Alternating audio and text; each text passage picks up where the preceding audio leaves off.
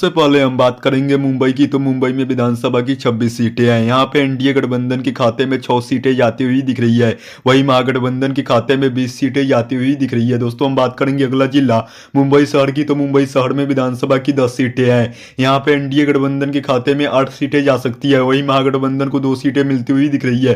दोस्तों बता दें कि मुंबई शहर में एनडीए गठबंधन काफी मजबूत है, इसलिए एनडीए गठबंधन को मुंबई शहर में इस बार 8 सीटें मिल सकती है 10 में से। वहीं महागठबंधन को 2 सीटें मिलती हुई दिख रही है।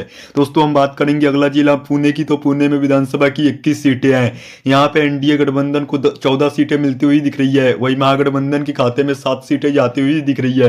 दोस्तों हम बात करेंगे अगला जिला ठाणे की। तो ठाणे में विधानसभा की 18 सीटें हैं। यहाँ पे एनडीए गठबंधन के खाते में 8 सीटें जा सकती है।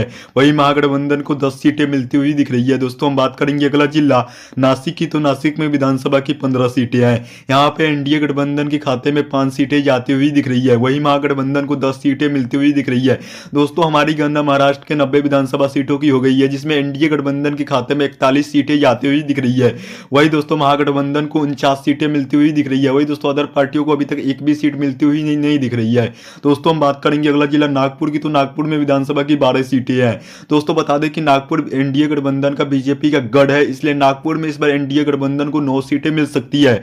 वही महागठबंधन को 3 सीटें मिलती हुई दिख रही है। दोस्तों हम बात करेंगे अगला जिला अहल्यानगर की। तो अहल्यानगर में विधानसभा की 12 सीटें हैं। यहाँ पे एनडीए गठबंधन के खाते में 8 सीटें जा सकती है। वहीं महागठबंधन को 4 सीटें मिलती हुई दिख रही है। दोस्तों हम बात करेंगे अगला जिला जलगांव की। तो जलगांव में विधानसभा की 11 सीटें हैं। यहाँ पे एनडीए गठबंधन के खाते में 4 सीटें जा सकती है। वहीं महागठबंधन को 7 सीटें मिलती हुई दिख रही है। दोस्तों हमारी गणना महाराष्ट्र के 125 विधानसभा सीटों की हो गई है, जिसमें एनडीए गठबंधन के खाते में 62 सीटें जाती हुई दिख रही है।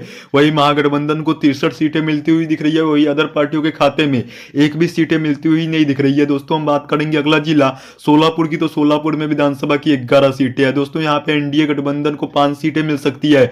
वहीं महागठबंधन के खाते में 6 सीटें जाती हुई दिख रही है। दोस्तों हम बात करेंगे अगला जिला कोल्हापुर की। तो कोल्हापुर में विधानसभा की 10 सीटें हैं। यहाँ पे एनडीए गठबंधन को 9 सीटें मिल सकती है 10 में से।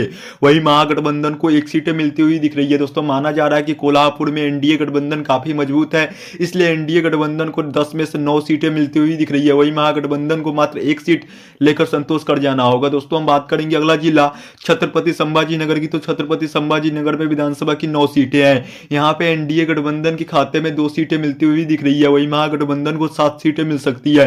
दोस्तों हम बात करेंगे अगला जिला नांदेड़ की। तो नांदेड़ में विधानसभा की 9 सीटें हैं। यहाँ पे एनडीए गठबंधन के खाते में 5 सीटें जा सकती है। वहीं महागठबंधन को 4 सीटें मिलती हुई दिख रही है।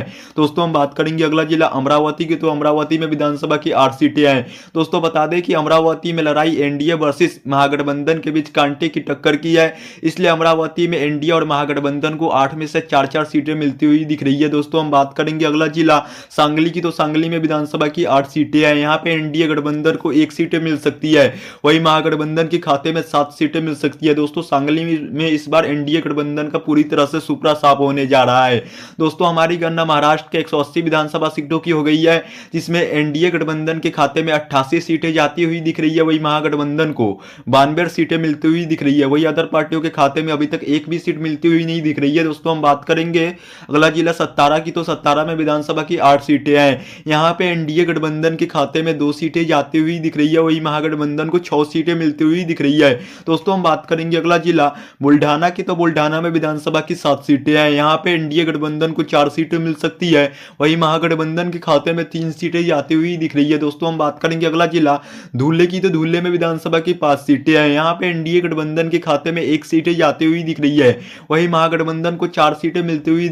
दोस्तों महाराष्ट्र के 200 विधानसभा सीटों का ओपिनियन पोल पूरा हुआ, जिसमें एनडीए गठबंधन के खाते में 95 सीटें जाती हुई दिख रही है।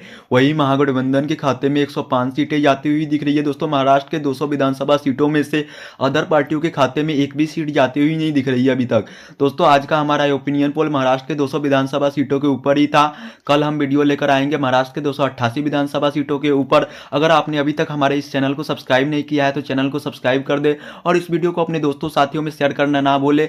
और कमेंट बॉक्स में अपनी राय अवश्य दें कि अगर महाराष्ट्र में इलेक्शन हुए तो किसकी सरकार बनेगी, कौन बनेगा महाराष्ट्र का मुख्यमंत्री और किस पार्टी को कितनी सीटें मिलेगी। कमेंट बॉक्स में अपनी राय अवश्य दें। अगर आपने अवश्य